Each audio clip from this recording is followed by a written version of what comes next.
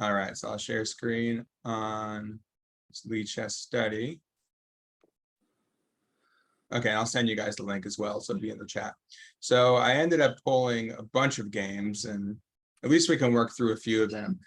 Later on just gets into different things, like different things the Isolani can emerge from. So that's kind of just delving more into the Isolani strictly. But earlier on, focusing more on what is the Tarrasch, and almost all the time we're going to have an Isolani.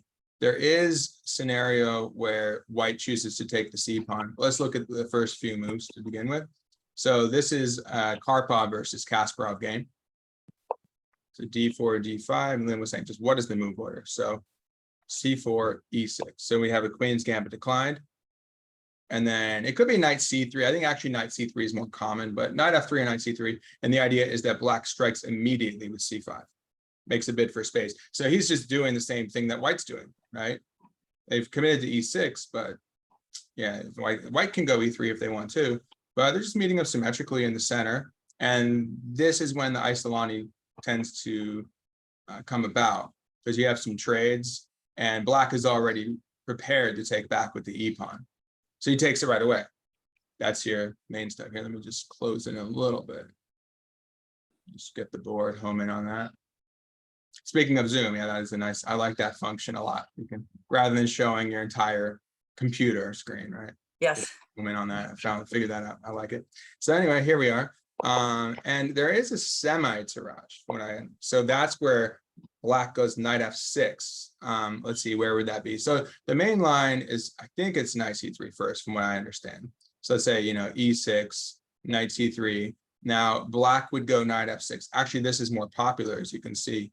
C5, it's down there a bit in this database anyhow in lead chess. So knight f6, and let's say knight f3 happens. Then if they go c5, I think it was this move order. It might come about differently, but yeah. See, it says it over here, semi-Tarrasch defense. So it's pretty much, it's almost the same thing, but the knight's out. So black has the ability to take back with the knight and not have the Isolani. So if you're playing as black, and if you don't feel like taking on an isolated pawn after we learn all about the Isolanis, but I think, this opening is the opening that's probably the most associated with the Isolani.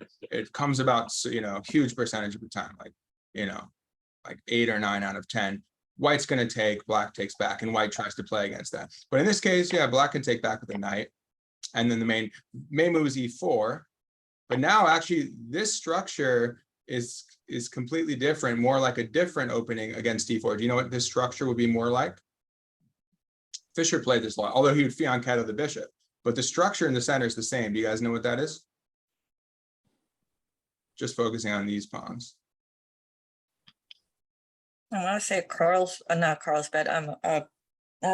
Starts with a G. It doesn't have Indian in the name. It's starts with knight f6 for black, and it starts with a G. You guys know that one? The Grun. Oh, Grunfeld. The Grunfeld, right. So the Grunfeld comes about, yeah, that's G6 instead of E6, but it's the same structure where white gets this massive center. So that's just different, that's a different style. But yeah, so in this case, white gets a big center and black tries to attack it. Again, you'd probably prefer bishop G7. And similarly, if we're playing in the standard Tarrasch defense, we have this situation. Now, white is hoping to attack the black center, and but black gets a little more space after you trade. So that's the idea of the Tarrasch, really, is that black is willing to take on the isolated pawn. So where are we going to have it after a few moves? So black has an isolated pawn, and that's defined by the queen. So we call it the isolated queen pawn. There could be other isolated pawns, but the isolated queen pawn, usually referred to as the Isolani when we have the D pawn. So again, we have the C and D pawns that get traded off, and one side is left with the D pawn, and it's isolated because there are no pawns next to it, right? There's no C pawn, no E pawn. So this is all by itself in terms of pawns. So you can't just, have a nice pawn chain to secure it. So your pieces are going to need to defend it if you don't want to just drop it. That's the idea. But you have dynamism, right? Do you guys know some of the benefits? Let's look at the benefits and the drawbacks before we really delve into it. So this is your standard Tarrasch defense, right? Let me just go through one more time real quick, just so you have the move order. Then let's talk about the benefits and some of the drawbacks of it. So we have d4, d5, c4, e6, knight c3, or knight f3. As you can see, knight c3 is significantly played a lot more commonly, 35,000 versus 22,000. Again, this is not an exhaustive database, but just to give you a sense. Pretty much should transpose at some point.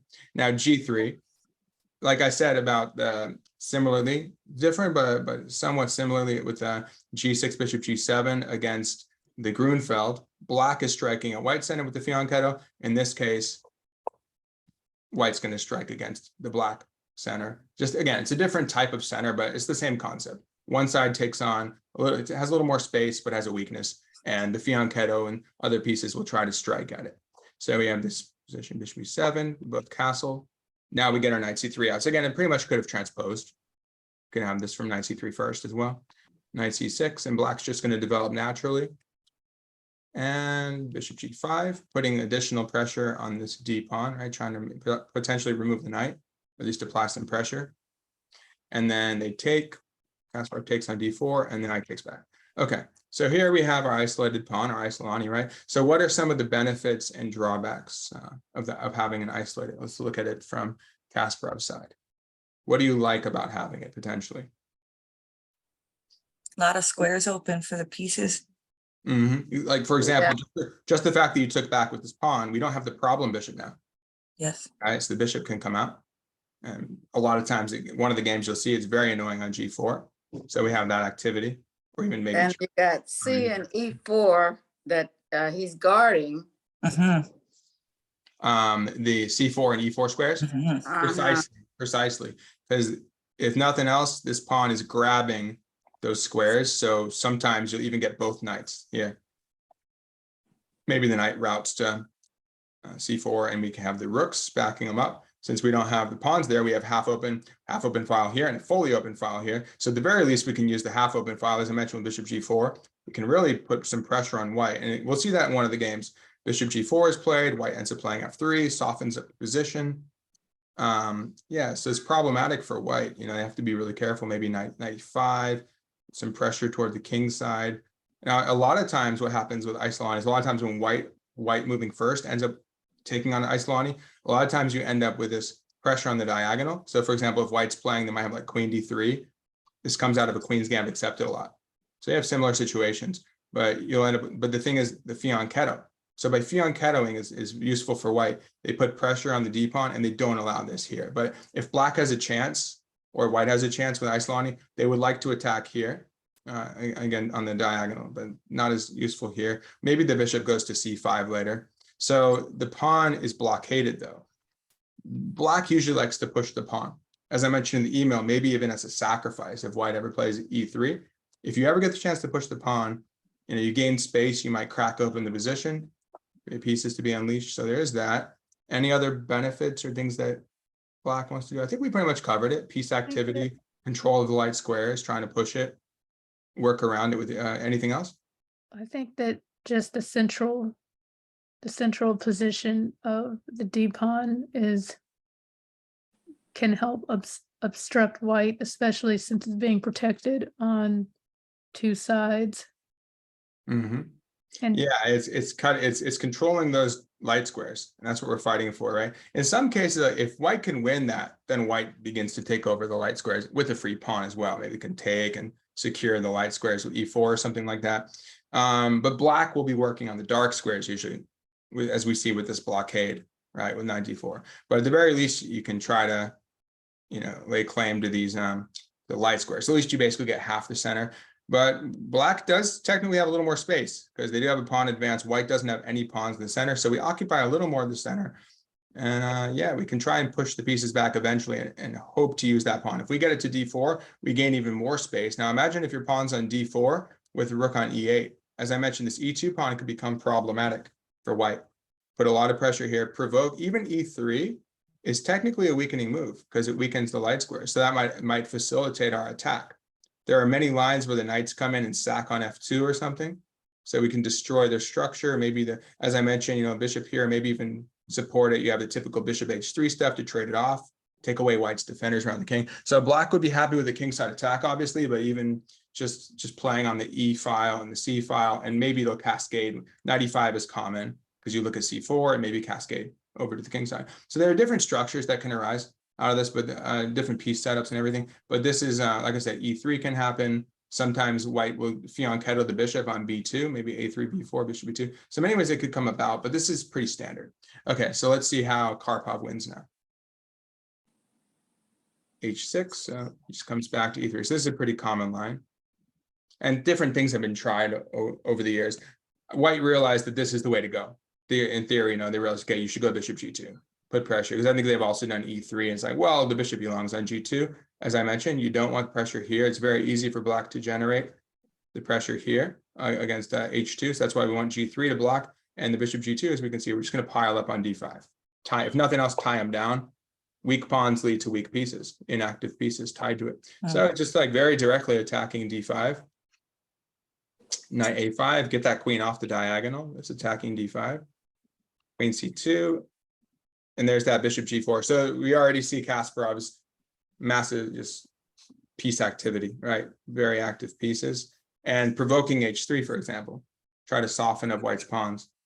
So knight goes to F5. But now we talked about black's piece activity, but sometimes whoever's playing against the isolated pawn, in this case white, sometimes they could get a lot of piece activity too. Just because you're playing against it doesn't mean you have to have passive pieces, right? So the knight's already getting pretty active.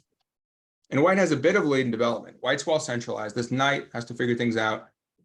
The rooks are already connected. So a tiny bit of lead in development. Knight's hopping in. Probably wouldn't mind taking the bishop. Oh, another thing is, that's really important to know about the isolated pawn. If you're playing against it, do you think you want to trade off minor pieces or keep the minor pieces on the board?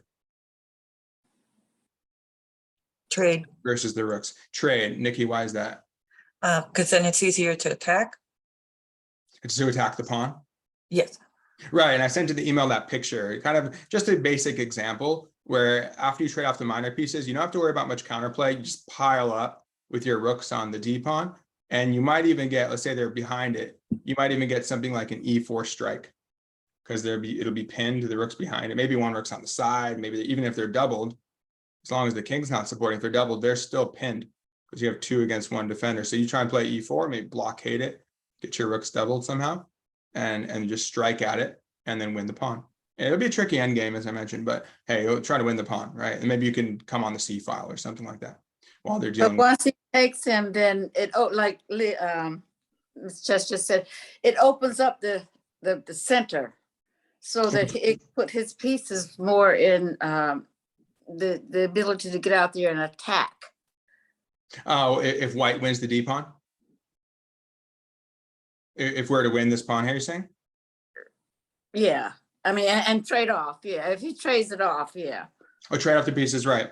And in this case, white's pretty active with the minor pieces too. So he's like, hey, if you don't take me, well, I'd be happy to take, like, that's what I was thinking of. I'd be happy to take this and trade down. And then I get more dark square control. That's possible. And you could, bring your bishop in. He actually ends up, as you'll see, he actually ends up choosing to, he brings the bishop here. He ends up trading off the dark squared bishops. So Kasparov's like, nah, I don't want you to take E7. At any rate, it's good for Karpov to trade down because he wants to get to that rook ending. And if you ever win the pawn, your pieces will explode. So just keep in mind, just because black has the isolated pawn doesn't mean they're the only one that gets piece activity. At least at first, they do get more. But white, if they play really well, they can. And this knight F5, maybe he's like, well, I don't want to take because I really like my knight. And if you want to take with your bishop, that's fine. That'll remove a potential defender of D5. So let's say you take back with the queen, the rooks start piling. Probably in those lines, white would win the isolated pawn. It's really hard to defend it at this point. So Karpov just sort of plays around it. So I like the knight F5 idea, very active. Rook C8, well, pinning the knight makes sense. Then it gets a little tactical. Okay, blockades it with the bishop. This is actually, I guess, theory. This has been played quite a few times in the past. The bishop D4 has been played 16 times. It scored a little better, scored better for white. Okay, so bishop D4, bishop C5, takes, rook takes, and then knight E3. So this is tricky. Very, it's getting tactical now. He's trying to win that D pawn. So what's going on? The knight is pinned on the C file. knight e3 attacks the bishop and puts more pressure on the d pawn. Now it looks like black has a fork Yeah. and attacking a pinned piece. He didn't play it though. Well, first of all, you can always grab the bishop. You can. Oh, I see. But why do you think he didn't play this move? Because at the very least, it's like, oh, well, it looks like you're going to win the knight. It's very tactical. It's like, okay, you deal with one, now you got to deal with the knight. So why do you think Kasparov didn't go for this? What would Karpov have done? This has actually been played before. Black has tried. This looks promising. White won 2 out of 3 times this. What do you think White would do? Whoa. White probably would take that bishop at g4. And then take that. You could take that whenever he wants. okay. And then whenever, what? He could kind of, yeah. Well, as long as he doesn't lose the knight. But first he needs to deal with the 2 knights that are under attack. He could take on g4, but then he still has to deal with the c3 knight. So this move, for the time being, handles both. How do you handle the attack on both knights right now? Oh man, you put a rook under? Yeah, you just pin it. So they're pinning you on the c file. Now you're pinning them on the d file. And the only way you can win one of the knights is to move the queen, but if they move the queen, you take the d pawn, right? So yeah, so a bit of a conundrum there. Okay, so let's say the knight goes back and guards the pawn. And then, yeah, then we do it. Then we can take on g4. And what do we do? Well, now we got to get rid of this guy while the queen's still there. It's a really messy situation, but we got to get rid of it. Otherwise, we're losing a knight. So you'd have to calculate this really well. You just have to know if this is theory. This has been played twice. So again, like we'd have to have chess based, every time, but we get a pretty good idea. It's been played before. Actually, there's been a win and a loss. It's very messy, but we got to get rid of this pawn because now the queen could actually move. If we give them one move, like the queen out to f6 or b6 or not b6, that gets no, they can't. But probably like queen g5 or f6 or something. If that happens, then you can't move the knight, you pin, and they're just going to win this because now the knight's guarding, right? Actually, yeah, and they have queen f6 when the knight goes to g4 right away. Because remember, they want to defend the d pawn when they move away, and then they just win the knight. So how do you deal with the d pawn right now? Probably push the e pawn. Exactly. Then you got them both. Nice job. So you push the e pawn. You're going to trade off that pawn, and then in these games they both did the same thing. The knight went to e5, and the queen went to b3. But you're okay now. You're off the hook in a way because you're going to be able to trade this one off. It's not going to get your knight. Pawn's not going to win your knight because it's pinned. You would win the queen. You get the queen for 2 pieces, rook and knight. So that would be fine. Okay. So then in one game, actually, black won with d3, interestingly enough. So that pawn starts shoving forward. I really don't mind that too much. So that got messy. You'd have to evaluate. We'd have to delve into this pretty deeply to figure out the evaluation. It doesn't look that bad for black, though. But Karpov, let's see.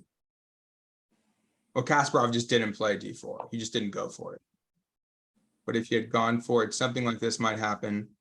And maybe Kasparov would have tried d3. Another person went rook e7, and then white won by just taking it. Still, like black is very active in these lines, but now he's still got to worry about the pin, pressure here. So that's a bit problematic now. Seems like white got the better of it with the pin, right? So, but yeah, Kasparov didn't push yet. But just keep in mind, that's a theme. You want to throw the pawn forward. In this case, you're trying to throw the pawn forward with a fork and exploiting a pin and win it scenario, right? So this is dangerous. But he didn't take, given this this tactical line. So this might have been part of their prep, who knows? So bishop e6. And then they go naturally rook a d1, and now the pin's already there. So if they go d4, probably the queen would go to a4, something like that. And I think this pawn might be lost soon. But the point is there's no sting to that, right? For example, let's say you go here, still can't take one of the knights, and now we're threatening to just pick it up. So that doesn't seem effective to push. Kind of missed his chance then. So the queen moves off. Okay, now he wants to do it after maybe rook d8 or knight c6. Okay, so then the queen moves. Okay, so d4 is not happening, right? We're not blockading it yet, but we have an eye on d4. Black will have to go knight c6 to push. So just keep it. There's always that tension. Now, how many attackers versus defenders do we have on d5? 3. 3. Oh, they have 3 defenders. No, there are 4 attackers. 3. Yeah, they have 3 defenders. We have 4 attackers. Yeah. 4, right, yeah, 4. So it was a tricky situation. You know, the knights got into this precarious placement, but you're just threatening. I mean, it's always messy. It's super tactical because even if you trade all this off, then black might take e2. So it's a very delicate situation. And if you start trading, the rook opens up as well. So it's like there's the dynamism of black's position. Sometimes that, like a lot of times the pawn will be on e3 and you throw it and you break over the position. But sometimes you just ignore it and sack it, right? Like maybe Kasparov's fine. You know, he loves pawn sacrifices for dynamism, right? So maybe in some lines you think you're winning the pawn, but then they get the pawn back or they just get activity. So you have to be careful about when you win it. Rook to 8. Okay, he's just continue. He's just going to keep piling up. So we have 4 defenders, 4 attackers. Just wants to double his rooks. That's what happened. A6 doubles up. Tons of pressure. Okay, well then the knight goes to a good square, c4. And the knight actually takes. So that's interesting. He currently is giving up some of his pressure. Well, not necessarily, because I mean, if you can't take with the pawn though, right? So you just trade off the knights. And as we said, you want to trade off minor pieces. Okay, moves the queen up. So kind of queen's flirting with potential disaster up there, but nobody can really do anything to her. It looks a little scary, but can't go b6 or anything yet, so she should be fine. And it's just putting additional pressure on the position, you know, laterally, diagonally. So maybe she hops in here. So some tactical ideas are coming up, you know. Definitely Kasparov's under tons of pressure. Okay, so boots the queen. That's where she goes to b6. I have a question. Yeah, if you go up, the queen will probably just tuck back. What's that, Leah? A question that I've had, I guess, for a while, and this reminded me, is that if you have, I guess, a piece like a high value piece like the queen especially, but maybe also a rook, and you're threatening another piece that's of a lower value, could that be construed as being an idle threat? Because in general, I mean, obviously it depends on the position, of course. One wouldn't want to actually trade a queen for a rook. And so how can one determine between, I guess, idle threats and a threat that could become something else maybe later or something? Yeah. So you're saying, for example, the queen is sort of forking the 2 rooks, not that she's going to take one of them, because, well, this queen, you're saying this, right, Leah, the pressure against them? Yes. Well, you can view them as loose pieces for sure, because they're attacked once and defended one. Now, of course, white's not going to take them, but it's loose. They're loose because if the queen moves, she's overloaded, right? If she moves, one of them might be lost. I mean, she can go to c7, but actually Karpov decides to go rook d7 to get one of them out of the line of fire. So it makes sense. Yeah, the queen's tied down right now. So that's important. And tactics flow from a superior position. You get exposed king or loose pieces. So yeah, they would be considered loose, I'd say. If they're attacked once and defended once, it's kind of like they're just, you know, attacked 0 times and defended 0 times, right?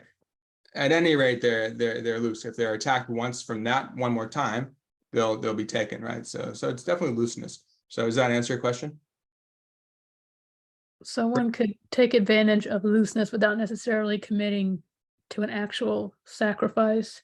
Well, it gives you the option to sacrifice in some case. The point is you have scope. You want better scope, right? So that queen, she's got great scope. It's like they say, don't bring your queen out too early. Well, sometimes you want to because the queen's so powerful.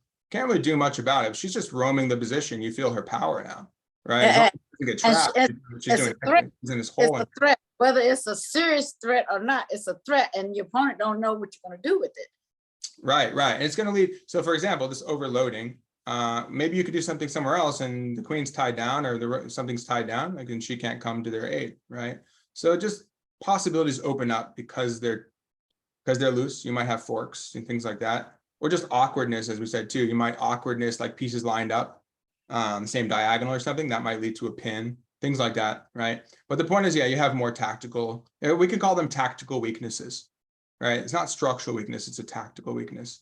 The lack of looseness, pieces lined up in the wrong way, or like a knight in the corner that might get trapped or something. Does that make sense? Yes. Okay, we'll see if it comes up. So, but that's probably one of the reasons that he played rook d7 actually. Okay, then he just blockades the pawn. Why not? Lateral swing ability. So just improving. I mean, we're just trying to improve the activity of our pieces and increase the pressure every move. Okay, queen c7. So as you can see though, Kasparov became really passive, right? He kind of had some steam earlier. That's one of the things about the knight trade. Well, the knight wasn't doing so well on a5 anyway. Of course, it wanted to go to c4. But okay, once Karpov trades it off, it's like, all right, I don't have to worry about that fork anymore. Not that it was a threat now, but you don't have to worry about it. You traded off a minor piece, and now the smoke settles. It's pretty static now. That's what I was getting to with the static versus dynamic. So white wants this to be pretty static most of the time. So you can just fix this in place as we're doing and just pile up on it and ideally win it. Or again, create this kind of technical weaknesses where the pieces are awkward. And hey, you might end up going e4 and just striking. Maybe I'll show you examples where you play against Isolani and you could be super active and you can attack them. So again, just because you're playing against Isolani doesn't mean you just have to sit there and play only sort of positional chess of incremental gains. You can turn this into an attack at some point. All right, so and as Lynn said, yeah, once you take that, the pieces are going to explode. See the potential energy of these pieces, the file, the diagonal, and also, yeah, maybe some lines where it opens up and, you know, b7 was not be under attack. So prophylaxis, rook d7, safety move. Okay, there's queen c7. So Karpov trades, and obviously we know he's masterful in the endgame. Calm move, h3. No annoying hops in there, and also maybe the king could go to h2 or something, which he does. Okay, oh, were you saying something? No, I was just agreeing. I was just like, that night is like his only issue, right? Like he doesn't want him to hop down or something. So why not play h3? I like that. And who knows? Maybe there's some type of this is always annoying. I don't think it's a big deal. There's always king f1 or something, but it looks like he wants king h2 though. Sometimes you could even expand on the king side as you approach the endgame. You know, sometimes you want to you already have an advantage somewhere. So like, oh well, I end up getting like this too, or that might be an idea. Just try to achieve f4, f5, and kick the bishop and win the pawn. But just remember, you have to choose when to pull that lever, pull the trigger, because when you take, they are going to get in with the rook most likely. So just be careful about it. Now, in this case, he doesn't actually. So in this case, advantage. Knight was to take d5 right now. Then who would take him back, the bishop or the knight? No. Oh yeah. That's the thing. He can take it right now after the trade. So maybe Kasparov is thinking, all right, that's exactly why he did it. I think actually, because he's under so much pressure. He's like, all right, look. Right now, you have 4 against 3, but as I said, you know, you have to be careful. You can take it. Yeah, let's take a look at what would happen. So let's say we start liquidating a bit.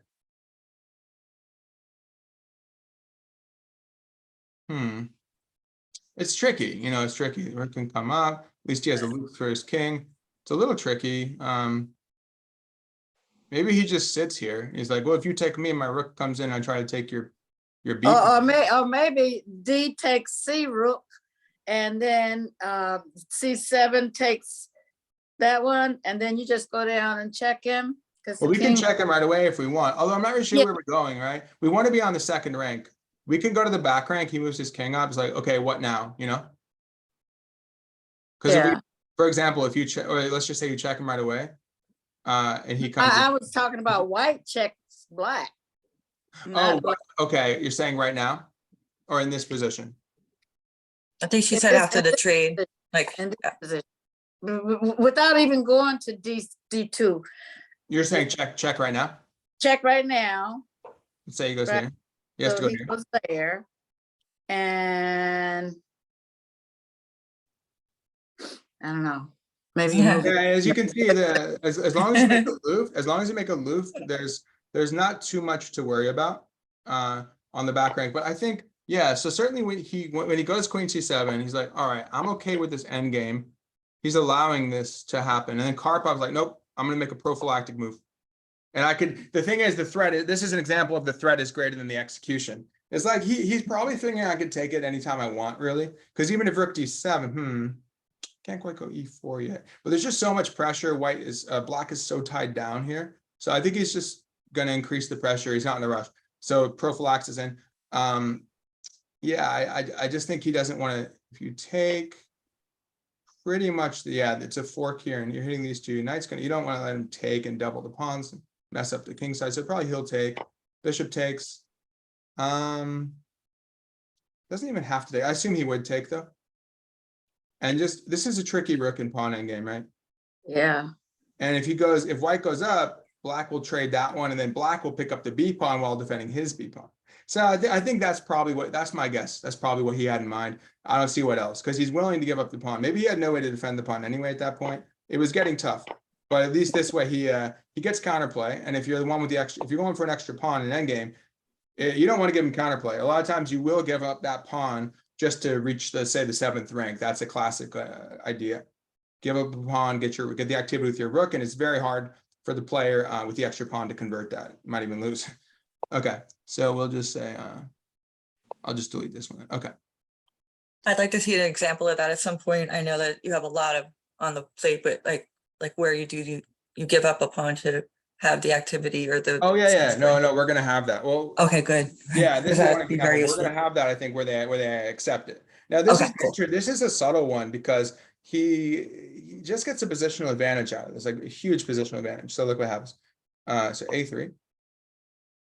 Just kind of waiting, move again, it looks like. See what Kasparov's gonna do. G6. Okay, he's waiting a little too. Maybe King G7's coming. Typical GM ideas, right? Little king maneuvering, little improve your king. Karpov is known. I think he's made like the most king moves of any GM. I've heard that. So like all these little prophylactic moves, King H1 that he's done against Sicilians and stuff, and just obviously using your king actively in the endgame. Okay, That's a so fun fact. huh? Fun fact. I didn't know I think that. so. I've heard that. You have to double check, but it makes sense. Okay, King G7. Obviously, amazing endgame player. So rook c4. Just waiting again. He's like, go ahead and trade. He's willing to trade off one rook. You usually want to keep, ideally though, this is weird, because ideally you do want to keep your rooks to attack the pawn, but he goes for something else here. B5. He's gonna, now you guys tell him what you think he's doing in a moment. Now, you'd think the pawn would take, but I think, again, activity. White's rook is clearly going to be better here. Rook d6, right? That's problematic. Probably rook d6. Yeah, it looks very strong. So no need to allow that, right? Kind of loosening him up. Probably, yeah, I think he'll do this. Very probably. And now the problem is on the queen side. So you have to be fluid in that sense, right? You give up the Isolani. You might give up an Isolani for activity. You might be willing to say, all right, I'll let your Isolani move somewhere. In one case, the pawn actually, he lets the pawn, in this game, and another one too, you let your pawn go here. You can't attack the Isolani directly on the D file, but you just find new things to do. So you just want to be real flexible there. Trading one advantage for the other. He's actually fine trading here. So he forces the trade. It's a very interesting concept. I think it's just the kind of thing where he just didn't see how the climax wouldn't necessarily be winning the D pawn yet. Yeah, this is definitely an idea of the threat is greater than the execution. Just tie your opponent down. And now this is what I'm talking about, or this is what he's going for here. What do you think is the strategic idea? He's just in this dull looking endgame, but this is a brilliant, like really instructive. We don't have to look at it too carefully because we're focusing earlier, but I'll just give you a sense of how he outplays him. What do you think is the main strategic idea that Karpov was going for in this endgame, which he wins? I think the main idea is he wanted to advance some of his pawns. For white? For white. Well, he ends up moving this You pawn. said Karpov, right? Actually, if you look at black's pawns, look at these pawns. These have advanced, but what about these pawns? We looked at that earlier with the rook coming in. Oh, notice the pawn placement. Notice black's pawn placement. And their minor, and the connection, the relationship between the pawn placement and the minor pieces. Particularly one. You guys see what I'm talking about? It seems like in this position anyway that black has a better pawn structure because he has the pawns on A and B that are like Protecting. yeah, like they're acting in march step and they're on the flanks, and so in general it's easier to pass pawns on the flanks. And if you can achieve it, though, do you think is it feasible for him to get a pass pawn here? I don't think so, because if the knight takes the B5 pawn and A takes B5, then you got a pass pawn on A file. There might be some sack ideas, yeah. If you think you can advance, I mean, the pieces, the king will come in, try to blockade them and win them, but that's a possibility. But as for these pawns, it looks good, but can they actually move? What do you think about these pawns? Are they weak or strong? I think that at this point that they don't necessarily need to move at the moment because the white knight can't attack either the B pawn or the D pawn because they're protected. So, and Well, he's putting, well, technically he's putting pressure on the D pawn though. Keep that in mind. So even though it's just kind of a deceptive thing, you guys, there's a lot to learn from this position. It's really instructive. And then and some of the other ones, I'll just show you the opening, but like, this is very interesting actually to see, because there's, it seems like it's okay for black, but it's really not. He wants this. He won based on this structure, but this structure combined with the bishop. Think about the bishop, the interplay of the bishops. That's a huge thing here. What's the difference? Well, his bishop can't attack any of his pawns, and Mm.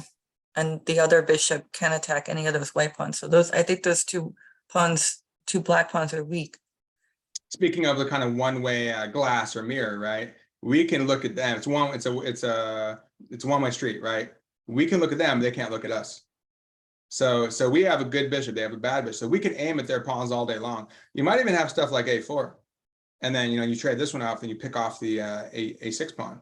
And our pieces are a little more aiming over on the queen side a little more. So interestingly enough, these are actually really weak, especially with this pawn, but it's the principle of two weaknesses. So Karpov just didn't quite have enough. He's very flexible minded because he didn't quite have enough against the d5 pawn. So keep that in mind. It's really subtle. This is speaking of positional chess, as we talked about a couple weeks ago. So we didn't really talk about that actually, but a lot of positional chess, we talk about static sort of versus dynamic, but a lot of it is incremental gains. It's very subtle in that sense. So as opposed to just so you're not going for the dynamics there. You're going for, we talked about the ability to assess a position well, regardless of what type of position is, and then coming up with a good plan, long-term plan, but also incremental gains. So he's very flexible. He's like, you have to be really patient too. So it didn't quite work out. So he's like, all right, I'm going to this endgame. I'm not going to be orthodox about it because the sort of the theory is you want your rooks to aim at the D pawn. But actually, there's a Capablanca game like that too. So he ends up, a lot of games happen like that, where you end up actually, your blockade was with the piece. You're willing to put the pawn in front of it after a trade. You no longer have the rooks aiming at it. You trade off the rooks here because we know we want those rooks to aim at it. That's our classic way to win it. But in this case, we may not even win it yet. Actually, all of Kasparov's pawns are going to collapse at some point, pretty much. But yeah, it's just a liability long term. So look what he does now. It's really instructive. I'll send you guys the link to this, and you can review it on your own too. It's a really instructive game to look over. So here now, look at the improved. Look at how much stronger the knight is now. So now we have targets on both, and black does not want to push. I don't think so. No, he's going to fork. First of all, he's going to fork. That's why. But even if he didn't fork, the b5 pawn gets loose, right? That's what I looked at it first. So king d6, f3. So that's a little prophylaxis. We don't want the knight to come in. You definitely don't want that to happen, right? If you're going to go start moving your king, the knight's going to bother you, right? So a little prophylaxis restriction. That's important. So this is really nice technique here. Now h4. See, move your pawns on the opposite color of the bishop as you approach as you get into the endgame. A lot of times in the middle game, you want to block their bishop. Here we say, go ahead and block your own bishop. And again, as Nikki said, we're going to be able to attack the white pawns, the light squared pawns rather, with our light squared bishop. And they can't touch ours, especially after h4. f3, they're not getting there, right? Looks like the knight wants to reroute though. That's kind of annoying. Watch out for that. That's the new idea. Well, maybe we can chop it off with our bishop, right? You're probably good with the knight versus bishop endgame, right? Look at that knight. The knight's going to hop all over the place. Yeah, he looks good. Awful bishop there. Oh, take care, Thea. Great to see you. See you next time. Oh, I'll send the link, but if you want to pull it real quick, unless she hasn't got it, I'll just send it now real quick. So you guys have it.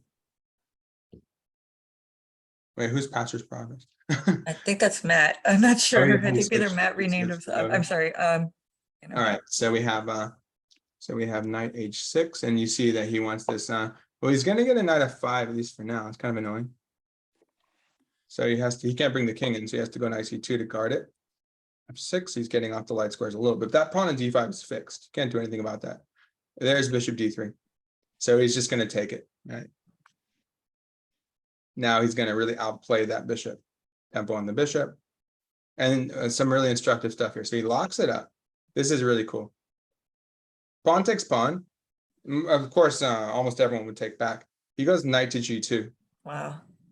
So the idea is he wants to create a new target. So it's all about creating targets. This is the technique. So better knight over bishop. well, you clearly have targets here, like a6, these can't move, right? And d5 is a target, it's well defended though. Now we're gonna have another target here, so you need to reach it though.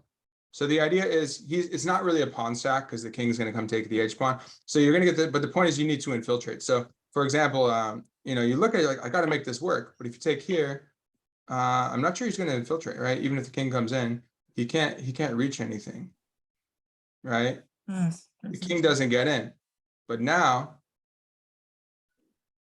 the king is coming in. If he goes here, he's going knight f4. But I think so. Yeah, it looks like he can actually go knight f4 too, and just don't even let the bishop go to g6. Take that, target this. But the king is just wants to just kind of wrap around or something. Combined with the knight hopping all over the place, that's just a nightmare, right? So king e6. Here comes the check. Yeah, he picks it up with the knight. Comes back. Just going to hop all over right now. Run circles around him, right? Black has no play. So we've achieved this. This is the winning endgame. Now this is pure technique, but it just kind of plays itself now. Oh, and he hangs this pawn. So he's trading this off. But again, principle of two weaknesses. So he chose not to take f3, which is another kind of interesting choice. But I think, what would he do? He's going to take, right? So maybe he goes here or something. I think the knight's just going to keep hopping all over the place. But maybe he should have tried that. But, so he goes king e7. And he picks that up. I mean, that can't be good, right? Picks it up with check. And then this one. And then, okay. Oh, I think he had some idea. He's trying to he thought he had some kind of liquidation, but it didn't work. See, that's the key. You don't let the king go to b3. So he's not going to win the a pawn. So now we have two extra pawns. And now what if you approach b3? I think he was going to go like knight e5. Going to try to win the bishop. And the knight will guard b4. Check. It's a little rerouting. That bishop just can't do anything, right? Just waiting to win the bishop. Yeah, he's just going back and forth. And then now he's resigning. I think well, he comes here. Now he's guarding a3. Now he's at 3 pawns. And he's like, okay, you can take my a pawn, but now 2 pawns coming. Yeah. And he's going to win the bishop, and this wins. So, yeah, it's an interesting game, but, what do you guys take away from that game? It's not your typical just pick up the pawn. It just shows you how cautious you have to be. But the point is, well, what is the main point? What do you guys think? Well, the one point I really liked was when towards the end there, like when he moved to f3, I was sure he was going to move his king up and just try to move in, but there was the knight that could come in and bother him. So he played that little fancy move, where he was able to get his king to walk in and eat up all the pawns and have this knight hop around, as you said. That was really neat.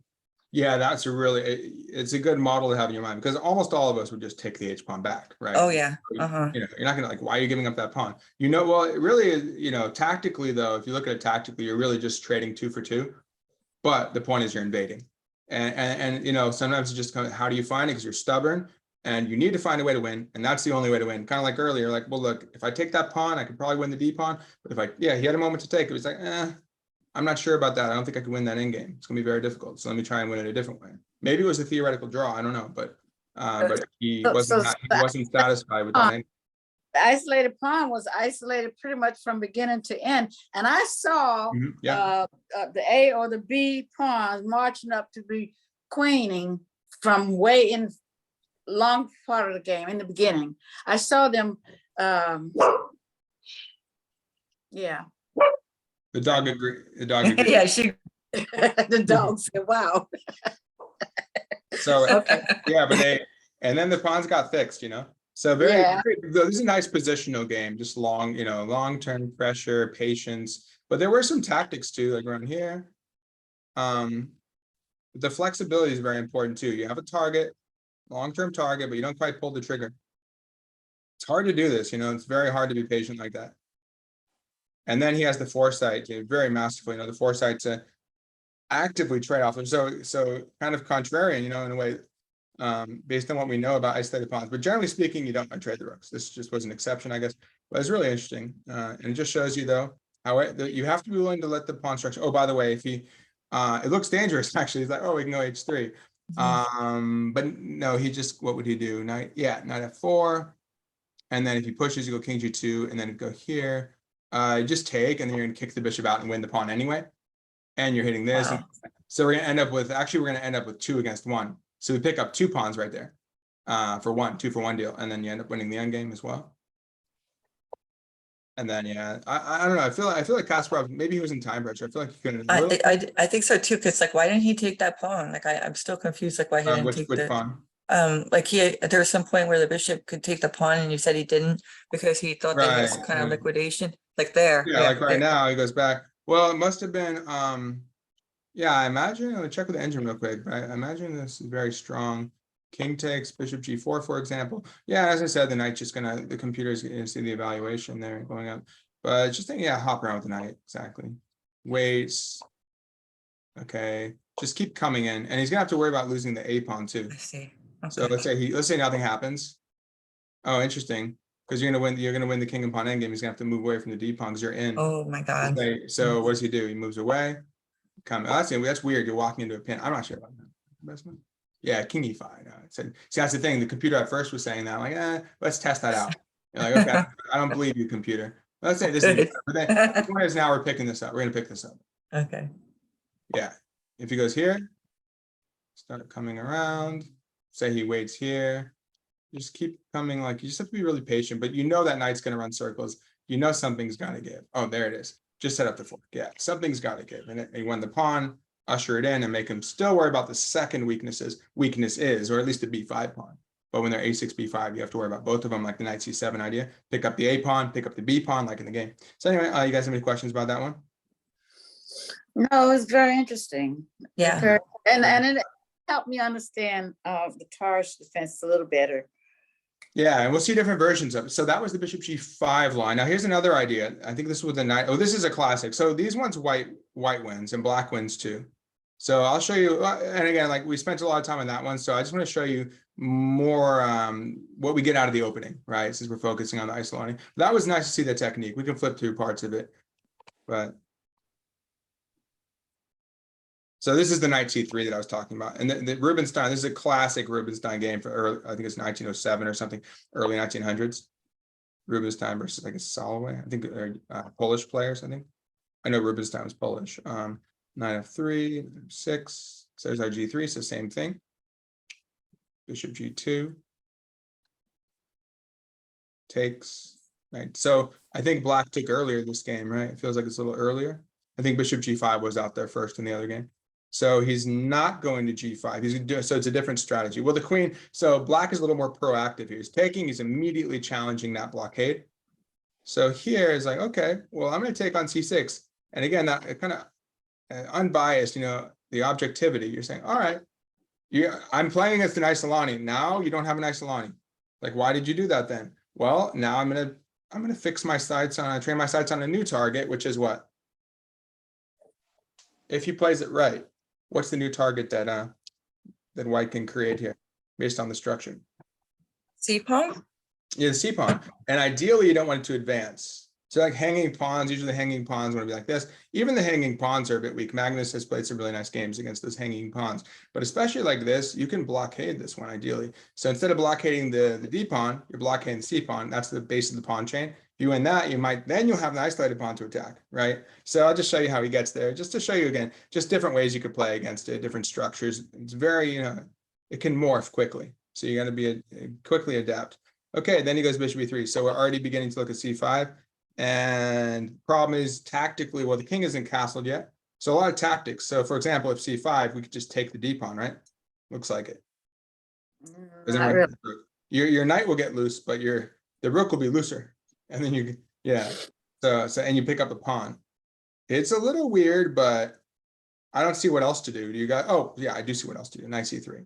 But I like that actually. Bishop takes d5, but either way, he's dropping a pawn. But yeah, this is nice. Knight c3, knight takes. That looks very strong. You let him take the b pawn. Now you're unleashing the bishop on the diagonal. Can't castle, you take e7. This just looks very strong. Rook b8. At the very least, you could take a pawn here, but it doesn't look healthy, right? It doesn't look healthy. So No. I mean, I think you can probably also take if you want, like I was looking at originally. But I don't really want to give up that bishop though. That's the thing. I was like, on second thought. See, as this move, I mean, it's not terrible, but why give up the bishop for, again, you got to be careful before you pull that trigger. Like, it's okay, I win a pawn, but why give my opponent that compensation? So we just go here, hit the fork, and then, so there's the tactical justification. And we just pick up this pawn, and we can probably pick up another pawn, and the king's not castled, so that's good, right? So he doesn't go c5. Why? He castles, wiser move. And then rook c1. So then we just create our blockade. And actually, he does play f3 here. So this is a good example of f3. But it's like, okay, what are you going to do, right? You got to meet the needs of the position. He's threatening the e-pawn with the queen and the bishop. So you can either have a rook tied down, and you play f3. And the bishop isn't immediately doing anything either. You really wouldn't want to do this if your bishop's supposed to attack d5. But right now, we're focusing on c6. So like, okay, fine. There's a really cool idea, though, just to show you real quick. So he trades off the bishop to establish control of c5. Then he goes rook f2, and he goes e3 and rook f to c2. It's a really beautiful idea, this maneuver. That is cool. Yeah, it's a famous game. Really beautiful. And then now he goes here. He's still guarding his a4 knight, queen d4, and he's still not allowing c5. Oh, and by the way, when you play e3, you also guard b2. We looked at that stuff earlier. No, like rook b8 targeting. You can always play b3, but probably don't even. Oh, then he goes here. So he reroutes his bishop. So he goes here, f1. Then he unleashes his bishop and his rook simultaneously with the tempo on the queen. It's just beautifully orchestrated. So, you know, you just think about, look, where's the best placement for my pieces? How do I get there? Just be stubborn about it and make it happen, right? That's available to you in this position, right? So, c5, I think someone had to go. Hi, Leah. Bye, Leah. Bye, Leah. So, rook c7. And there it is. It's just, he just achieves domination based on, again, same theme. You don't even have to win it yet. It's just that you tie your opponent down because they don't want to lose the pawn for nothing. And then there you go again. It's not just about the c pawn. It's about working something else too. He goes on the b. He goes for the queen side pawn push. He's actually trying to play b5. Similar. Remember we talked about if you're on the d file and you go for e4 to win with the pin. Now we're on the c file. It's the same thing. It's the same. It's a weak pawn. It's not an isolated pawn, but you're targeting the weak pawn. And, you know, this is not the isolated pawn anymore, but I'll just show you real quick. It's a nice game. So he takes here. So tactics, because is an X-ray. So when the queen takes, you take the rook on a7. So the weak pawn is ultimately it gets undermined. And then a little prophylaxis, just to show you again real quick. Okay, we cover this. Little prophylaxis here, king f2. Because, for example, he notices the d4 push. And then pick up the f3 pawn, right? No need for that. King f2, take that away from him. Bishop comes out, covers the second rank, and then he's ready to finish it. And now he's going to pretty much take the a pawn anytime he wants. But actually, he shifts here. Like, nope, no queen c2 for you either. Nothing. Then he's locking. Nope, no h4. It's just he has nothing. So why not? And then he's like, nope, I'm not going to take your pawn. Attack your queen. I'm going to bypass your pawn, and then I'm going to win with my passed pawn, and you're so tied up. Okay. Game over. And he resigns. Actually, rook c8 is coming. You can hang your rook because you pick up the queen. See? That's something else. And if he goes here, you have this move. And you pick up the queen. Oh, God. Yeah. Yeah, that's like a dream game. Oh, yeah. But it's done because you just tie him down to a weakness, you know? Because of that one weakness, what will happen is the weakness led to the control of the lines, the blockading the square, tied up his pawns. So it's all about the pawn structure. Pawns the soul of chess, right? You guys have any thoughts about that one? Any questions? No, that was cool. Yeah, it's a famous one. So yeah, you guys check out the link later because you can look at them more in depth, as well as, you know, the other ones, since we're not going to look at all of them. But maybe we'll look at the openings of all of them, but you can check this out. Okay, so now, so as you can see, we have different concepts. So here now, okay, let's give black a chance now because they get to use the isolated pawn destructively. So they advance to d4 to create some dynamic play and attacking chances, pretty dangerous attacking chances. It provides piece activity. So Spassky, so he's really using his isolated pawn to get this incredible piece activity. And then he has the isolated pawn, which is weak. But then, well, interestingly, it's similar to this, you know, how Rubinstein started pushing these pawns, so softening his position, kind of weaknesses here. But Solway couldn't reach it, or whatever. I guess Solway or something. Unless you guys know, I think it's Polish. I think it was somewhere in Poland.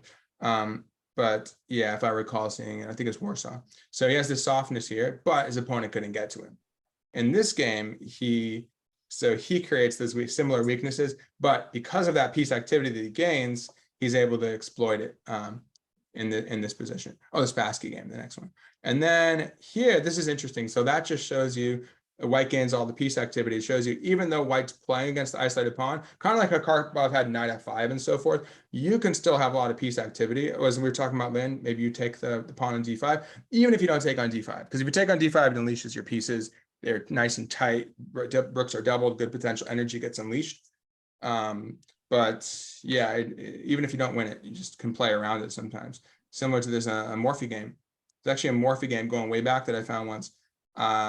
Looking at one of his Roy Lopez games. It comes out of it just to show you, it goes off on this different direction, but it just shows you it can come out of different openings, even E4 openings. And then the Isolani leads to a crushing attack. I'm not sure if white, I think white has the Isolani in that game, just different concepts of the Isolani. But as for the Tarrasch, so here's how black can win. Eric Schiller, and I forget, very strong player. I think this was like 80s or something, I think. Okay, so G3, D5. So it comes about in a different move order. Starts with an English. But basically when black goes E6 and D5, they're kind of inviting D4. Like a ready system, you go knight F3 and C4 or bishop G, similar to that. But okay, he goes C5 first. And now white's inviting D4 to have, like, you guys know Benoni defense? I was just talking about that yesterday. I have such problems with that Benoni. Well, this would be a Benoni reverse where white has a tempo, right? Because normally white would be the one playing D4, D5. Here, black's playing D5, D4. Same thing, but one of those openings where white's up a tempo. So it tends to benefit. It's a better situation for white than if black had been playing a Benoni, right? It's a free tempo. So white tends to get to strike more. So he doesn't, arguably overextending. So, and you're going to hit him quicker with the B4 push. That's the idea. Like black will play for B5. Anyhow, so he doesn't push. Knight C3, knight F6, takes back. And here we are. Same thing, right? It's a transposition. So we could just look at it from here. But just to show you, it could come about in different ways. But if you're playing black, just do the same thing. E6, D5, C5. There's your Tarrasch structure. It's called the Angan court defense, apparently. English, but whatever. It transposes. It just says things in the database sometimes and mixes up things. Okay, so D4, it should be 7. Castles. So you can take on C5. You can take on C5 since the bishop's already moved. As we see, that's where Solway chose to take on D4 first, figuring, hey, I don't want to move my bishop and have to take again. But as you saw, that led to the situation where the knight's like, all right, it was very opportunistic. Then the knight took on C6, and the queen, if she had taken, the bishop would be aiming in here, pinning the pawn, and it's not really helping black's position. In this case, so Schiller realizes, he's like, all right, whatever. Let me move it back over here and just focus on the board.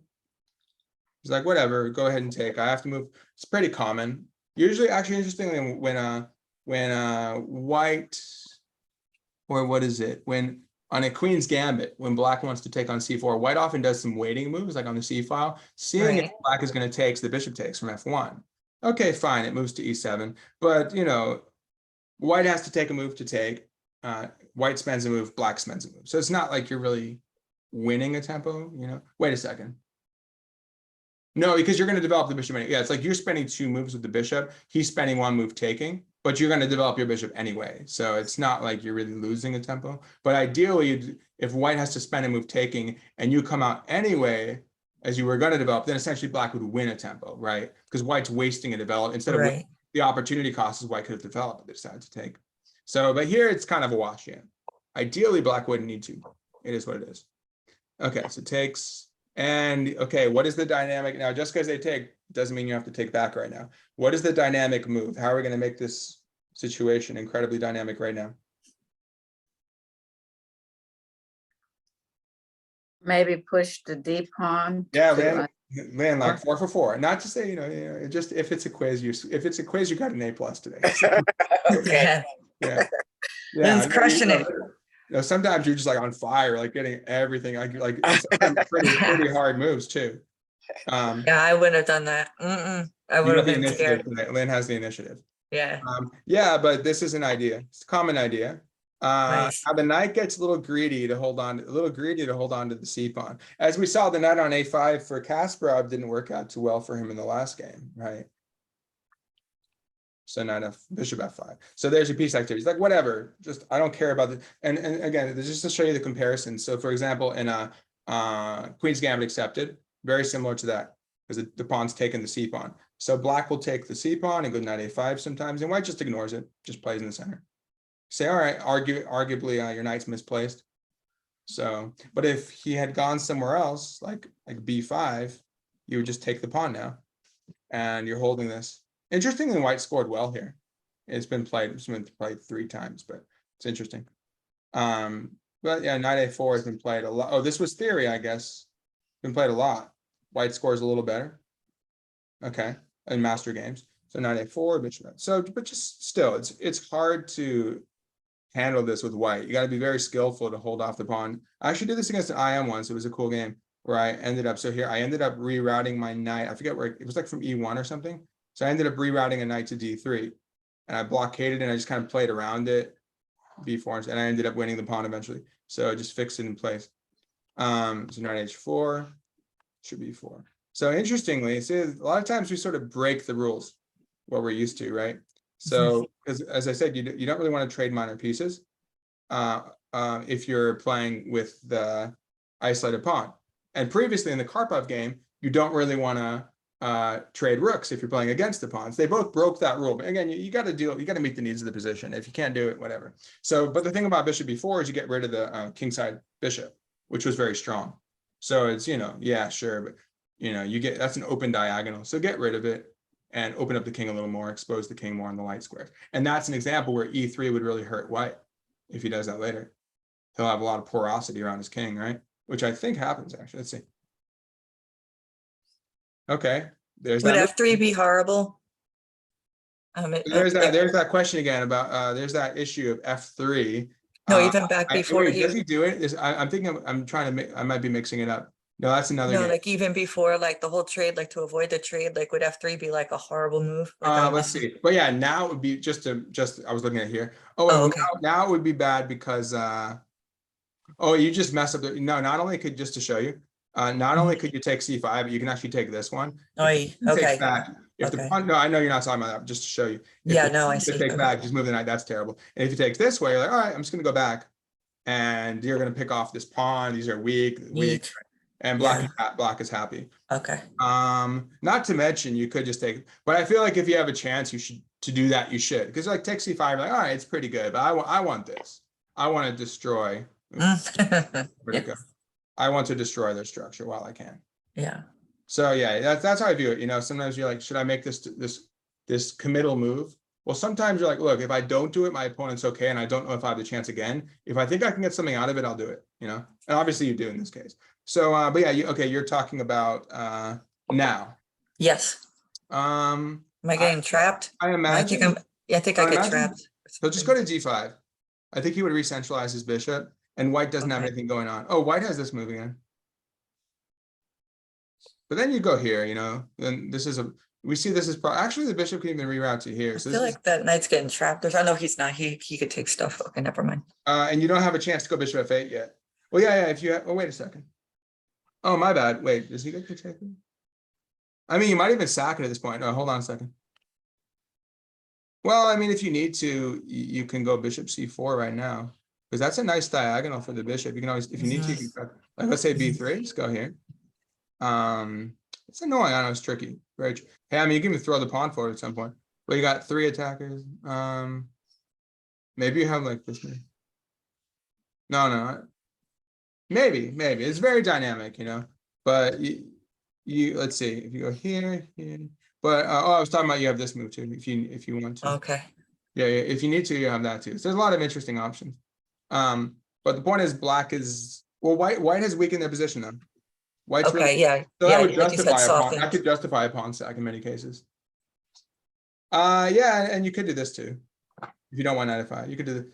I'd probably still take towards the center. Yeah, I'd probably still take towards the center. But yeah, this is just a pretty nice position for black. And you see the e file is the problem. Whenever you have that pawn crippling the structure. Yes. And what is this knight doing? Yeah. Black has another piece in the game. And then knight d5, maybe bishop f6. We're hitting e3 really hard. Yeah, so something like that. Okay. Does that make sense? Yes, definitely the E3 So, thing looks that's really ugly. That's the alternative though. But then I can imagine a lot of people, maybe not GM to it. I mean, they might try F3. But see, F3 worked in the previous, only Rubinstein made F3 work, right? But it's hard to make it work. Okay, so bishop F6, queen D3. So he's blockading it, but you want the knight to blockade the pawn, not the queen. Because the queen will get hit by knight 5, knight B4, right? So rook E8, bishop F4. Okay, let's deal with the knight. So knight moves. Well, you can win the C pawn if you want on the next move. We'll see.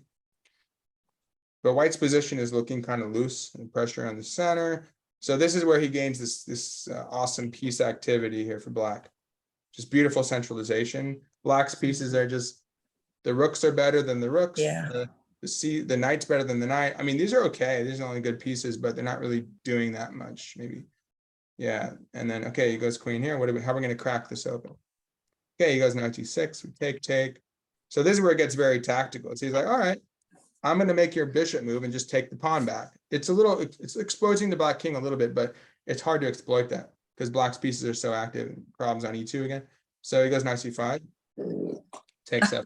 So here we have this straight. It's probably not a great idea for white because he's getting a fork, but it's messy. But this is where black really took over. It's messy, but he's getting a fork here. So basically, what's the material count going to be now? What's the material count here? Let's see.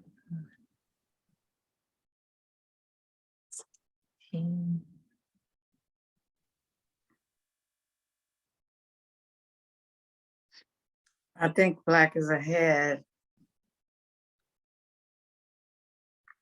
Well, let's see. White has more pawns, but what are black's pieces? Apart from the pawns, what are black's pieces versus white's pieces? The bishop, the queen, the rook, and the knight. So it's two pieces for the rook. When you cancel them out, right, the difference is 2 for the rook. And white has this annoying pawn. We could probably get this pretty easily though. And black's pawns look really active. He still has this stuff. He ends up winning the pawn, I think. So a lot of black is still super active. And those minor pieces tend to do really well against the rooks. A lot of times they're winning the 2 minor pieces, especially 2 bishops. But you'll see the bishop and knight go to work. Okay, attacks the rook, just takes. Now it gets super tactical. That's the dynamism, right? Because dynamism leads to kind of crazy attack. And G5 actually helped him tactically because now he doesn't have to worry about any mate threats. Just goes king G7, and he covers the king with the bishop too, right? It's loose, but look at white's position. Now he's threatening rook takes F2. And he has one more really nice idea. I want you guys to find the final idea, tactical. 1 second, that comes out. And it's dangerous. I mean, there's a D pawn, but it's not going anywhere. But you have 2 pieces covering D8. So they're defensive and offensive. You can always play D3. And one more thing. That didn't really do anything. Oh, he takes this one with check. Why take E2 when you get on the back rank? Okay, what's the final move? What's the final move to win? Well, it's like a little combo.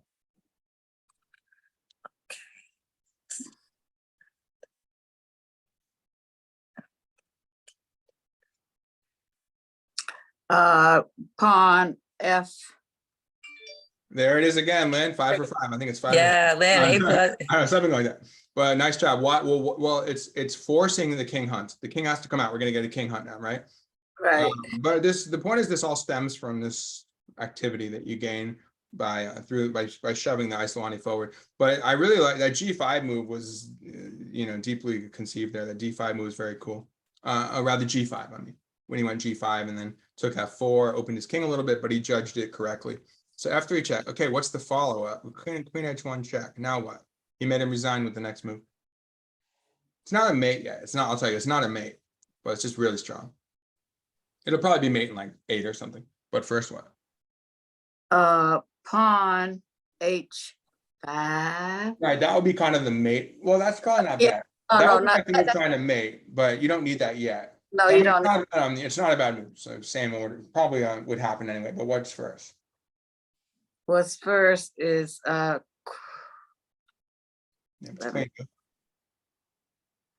what's first?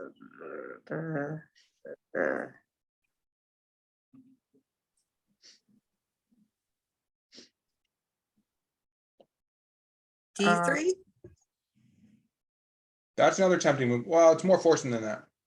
Okay. I mean, no, D3 is that, but it's more of it's queen. It's a powerful queen move. Okay. Yeah, I think it's a sacrifice, right? Not a queen sack. It's a queen Not move. a- It's just a strong move. So It's a- it's similar to D3, but D3 might be a little slower. Oh, like queen D1? Yeah, exactly. No, I mean, there's probably many ways to win here. Probably H5 is good. Probably D3 is good. But queen D1's decisive because you want to take with check now. Yeah, And I don't think he has any way to guard it. 'Cause I was looking for that. knight check. Yeah, you can go here. You have knight check, and you. Same. Oh wait, no, my bad. Hold on. No, that's the point. No, you don't. Well, I was thinking of that. If you win, no, then queen's there. But yeah, you just simply go D3. So it's a combination of your ideas, and then we'll go H5 soon enough or something. Or knight. We may not even need that. We have like knight check and hit the light squares, and there's the weak light squares. You know, whether he's in or out, he's going to get mated on those weak squares. And this pawn actually right now is covering here. That's why I was thinking might have a mate there. Not quite, but yeah, we're really close to a mate. So king F3, game over. So that's pretty. And then we're up, and then we have both our minor pieces for no rooks, right? And it's not. I like the way he coordinated, where he didn't have to worry about. I mean, in some cases, Yeah, especially that pawn. scary pawn. Yeah, he may have been. He may have even allowed the queen, but here it just covers everything. So that's that one. You guys have any questions about that? That's just the dynamism. Oh, one sec. That's the dynamism. Let me know if you. One sec. Let me know if you have any questions about. No, it's a cool game though. Yeah, definitely. Especially G5. Like, I'm always afraid to do things like that last shot, but it's like completely safe. Like it just helps, like it just look up, because I'm always like, oh, I don't want to mess up my castle king and let him in. Like it's gonna bite me later on. But like G5 is just so bold and awesome. It's a risk. No, it's fortune favors the bold, right? Well, again, it's Yeah, the thing where if you don't do it, you might not have something, right. Where was it? You're gonna, it's just an uncompromising move because the only way that white gets something is if they can kind of anchor the pawn. But if you chase it away, Yeah, that's so then cool. it's like, okay, well, Look at that. yeah, I mean, well, oh wait, no. I mean, just pick it up. I think you just pick up the pawn. But the thing is, I think partially it's justified by knowing that your bishop's here. Intuitively, Yeah. you're like, look, I have the bishop there, holding the dark squares. That bishop's just really nice piece. So this happened. And but then he just ended up getting the two pieces, and you know that the rooks are not doing anything intuitively. You just look at that, you're like, look, those rooks are not getting my king anytime soon. You got to worry about F3, just doubling up. So he just traded off one of them, and then he knows he has 96 as well. That's after he takes the exchange. He already sees this in the knight maneuver into E6. So he kind of sensed that just the structures you might structure and the types of piece setups you'll get. And remember that pawn pushing to D4 just creates a crisis on the E file. That also happens in Sicilians a lot. Like let's say you have a Maroczy bind type of thing where the knight's on D5 and the E pawn, let's say you have C pawn, just to imagine, just basically here, just a basic concept, the pawn would take, there's a pawn at E6, so you'd open up the E file and put pressure on E7. So it's the same concept. This pawn ends up here. It'd be like if it had taken this way, and then you open up against this, and it creates this kind of a splinter in their position. Makes it hard to play E3. Does that make sense? But if you don't, well, yeah, let's say, I mean, the main move, a natural move. Oh wait, no, the problem is you have nowhere good to go with the bishop. Okay, so you'd have to fully retreat your bishop. I feel like there's a tactic here too. Like you almost have B5, or maybe you just go like 95 or something. But at the very least, you could just pick up this pawn. We have to evaluate this a little bit more. Oh, and then when you pick up the pawn, you're guarding the knight and threatening B5. I mean, you're guarding the knight because you can't go B5 now. So it just works. Everything just works. And then if he goes here, now you're just he can blockade the pawn, but now he's losing his E pawn, right? Up a pawn with a dominant position, and that bishop still doesn't know where to go. So that's winning. It's just like winning position, materially and positional. So nice. Okay, let's flip through. Let's see. So we have well, yeah, let's just flip through a couple of them. So, but I think it's interesting where you see white playing actively against the isolated pawn, not just focusing on the pawn itself. I think it's similar to Karpov in a way, but Karpov's game still really revolved around the pawn. His activity revolved around putting pressure on the pawn. But sometimes you just kind of work around it. Okay, so here's one more with black. Oh, this is going to be a game where he just kind of leaves it and he just kind of operates around the pawn. Is that what you're saying? No, this one, No, this one, black has the isolated pawn again. In the next one, that's where white has all the piece activity, even though he's playing against the isolated pawn. That's, if I recall, I think he kind of plays around it. Yeah. But in this Nice. case, Okay. and this is the one I was talking about where F3, Okay. F3, he plays like, yeah, he's like F3 and G3 and stuff, and he has this softness. So there you're going to see, as we talked about, it would have been bad in the previous game, right? To go F3. Right. It worked in Rubinstein's game. It doesn't work in this game. So, Okay. so you just have to have that independent judgment to gain a sense for when it works, when it doesn't, right? Okay, so here we go again. We've seen this many times. Now the Orthodox, by the way, Orthodox defense.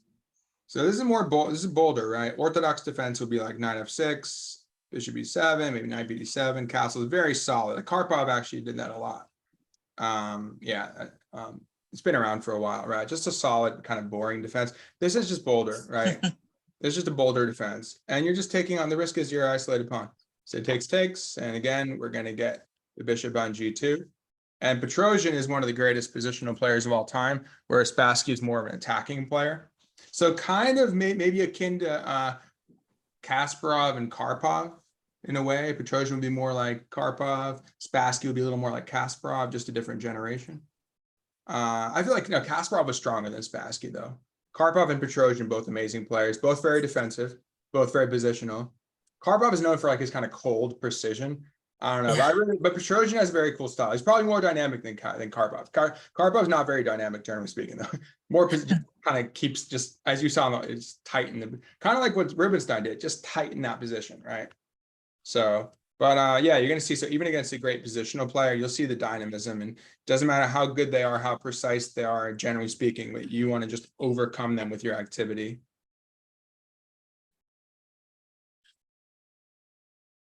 There's that bishop g4. So the first invitation to create a little softening, right? Like f3. Yeah.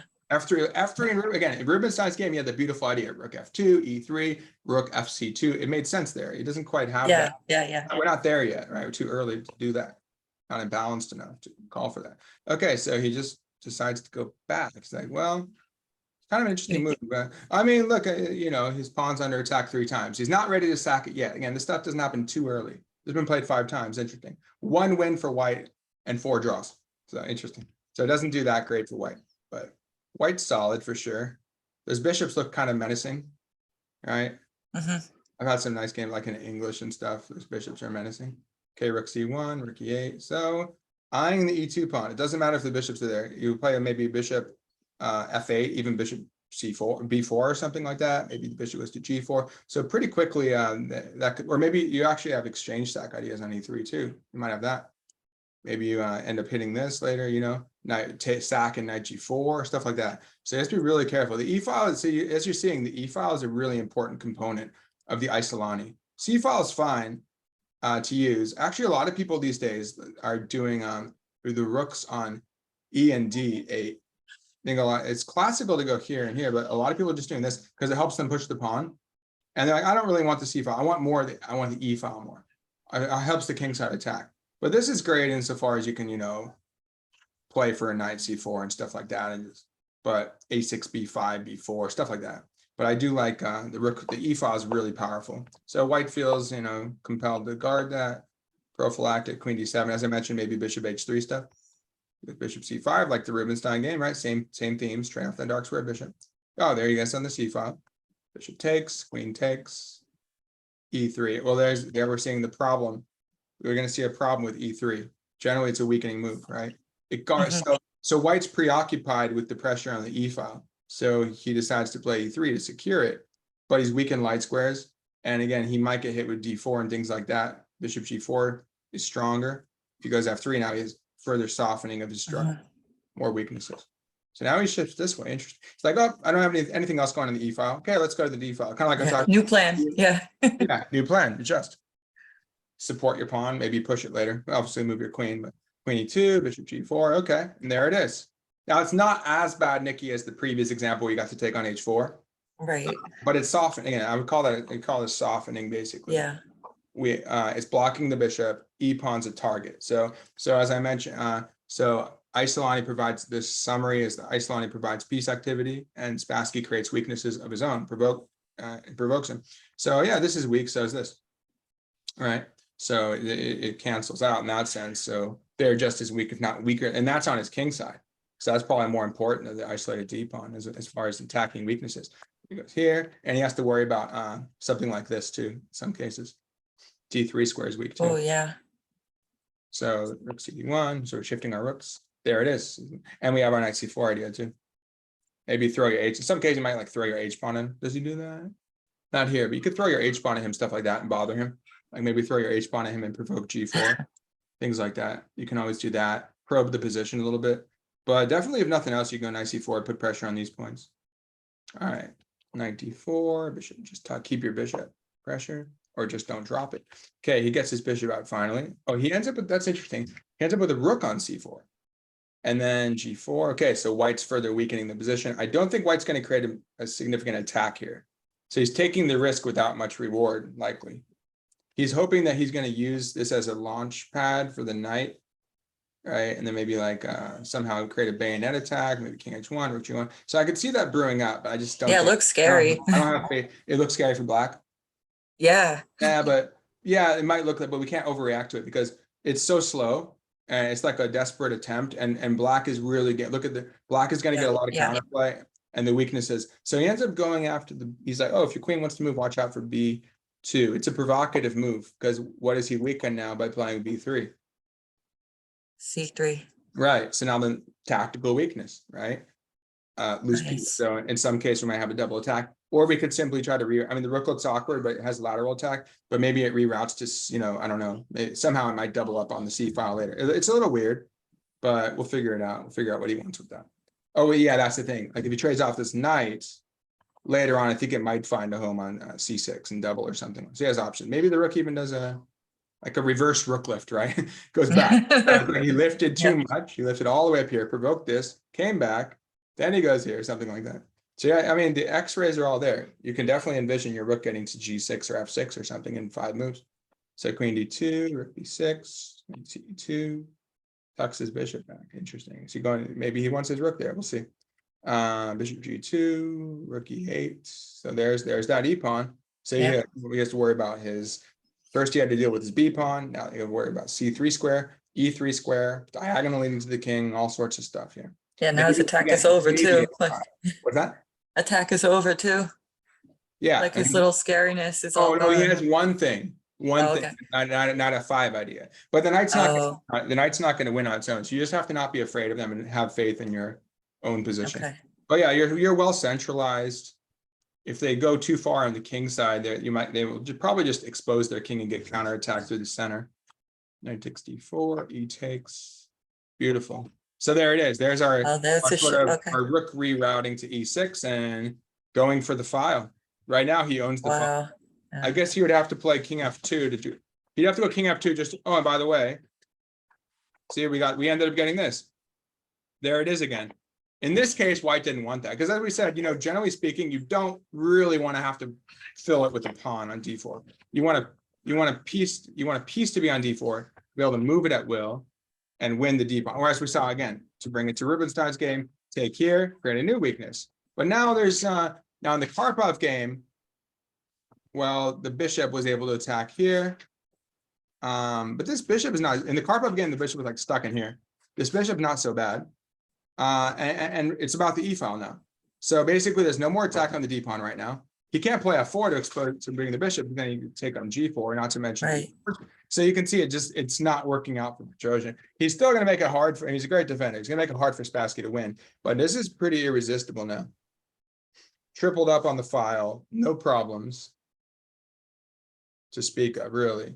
And now Petrosian. This is not the kind of thing that Petrosian likes. He doesn't like having weaknesses and hoping that he had an attack. His attack didn't work, and now he's like, oh, I'm just left with a lot of weaknesses at this point. Okay, so rook C1. That's tight. Oh, this is a nice move. So he's like, well, you can't move your pawns are kind of fixed, so let's reroute our knight to G5. Remember how again, you see all the similarities. Remember how Karpov went from he went from A2 to B4, right? To hit these points. Right. This and this. So now okay, it's cleaning up a little bit. Sorry. All right. So bishop F1, knight H7, queen F4. Little maneuvering. Actually, he ends up going to, looks like maybe he goes to G6 or E6. Then. Okay, there's that rook coming. Now we take turns. Now the rook is coming after us. And it's kind of probe. This is like probing phase. Because we know we're a little better here. We know we have a more solid position. So we're just kind of probing. Hold on a second.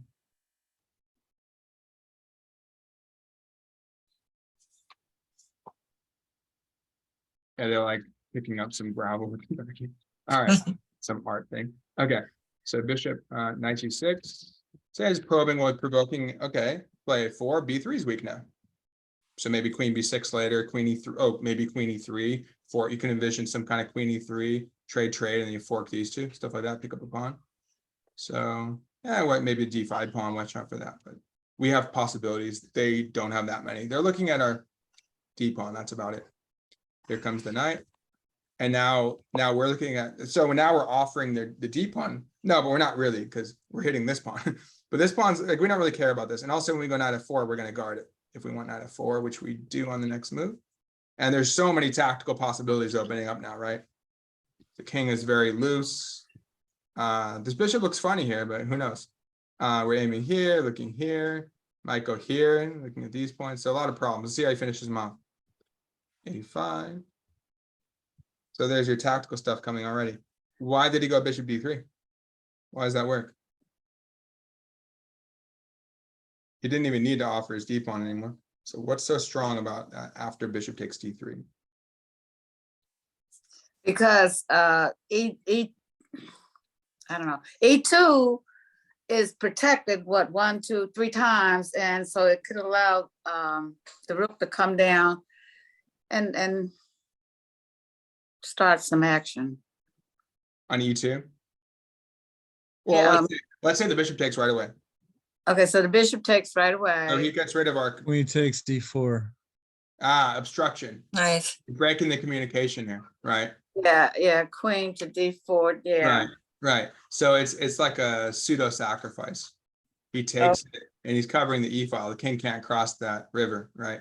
Okay, right. He just goes knight f5 and then keeps sneaking in. Oh, now we have new threats, you'll see. But yeah, irresistible tactically. So if he had taken, that would be pretty bad. Well, no, we're not going to take c5, I think, because then you get this. I think we just take it back. Because where does he go? I don't know, that's bad. Yeah, but I don't think we take c5 because then he takes f4, 2 pieces, it looks like. So we'll just take this one. Now the rook's hanging. Yeah. And now we might want to win the queen with this check. Probably come behind the scenes. So let's say the rook moves here. You can check him. I don't think he wants to run this way. Maybe he'll try, but that looks bad. And if the queen takes, well, we have a winning material advantage and so forth. So yeah. Up a pawn and up 2 points. Up a pawn and queen for a rook and knight. So yeah, so he ended up losing.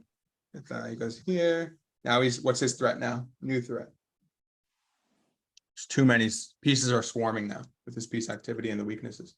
So we see that he ends up paying for that later on with f3 and g4.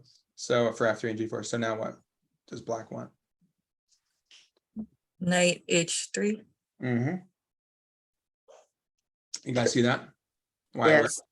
There's a cool game in Art of Attack in Chess. Alakine sets that up. It's like he had to see it ahead of time, but he does the exact same thing. I think queen g5, knight f4. He has some combo where he hangs the bishop on h3. Have you guys read Art of it? I think Nikki, we talked about it. You got to get that book, right? I still didn't. I'm so bad. I'm gonna You gotta order get it that. right Oh, this that's, minute. I mean, if you know that, you got to know that stuff because you will know. Okay. You definitely don't want to miss out on those motifs. And so Going it's on Amazon right much now. more useful. What's that?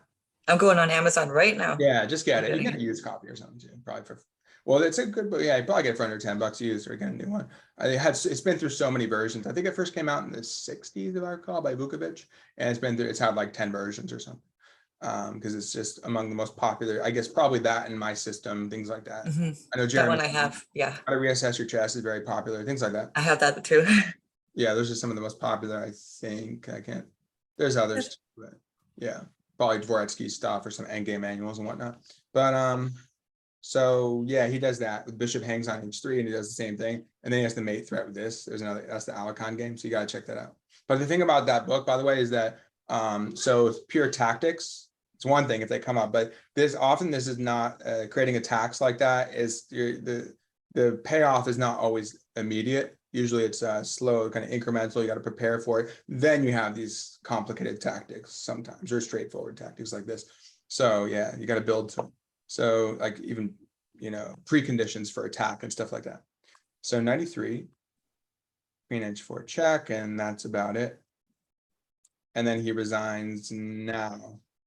Why does he resign here? What if the king takes or the knight takes? Looks bad. What if the knight takes? Let's see. What can come in now? That's so Lynn, now it happens. So those weaknesses are always there. The bishops got traded off. So now the square you were talking about, what square was that? Which one? Which one comes in? I think E2. Yes, and with the rook or the knight? Does that have to be a check, or is the rook coming in? It's gonna knight. Well, you get a check.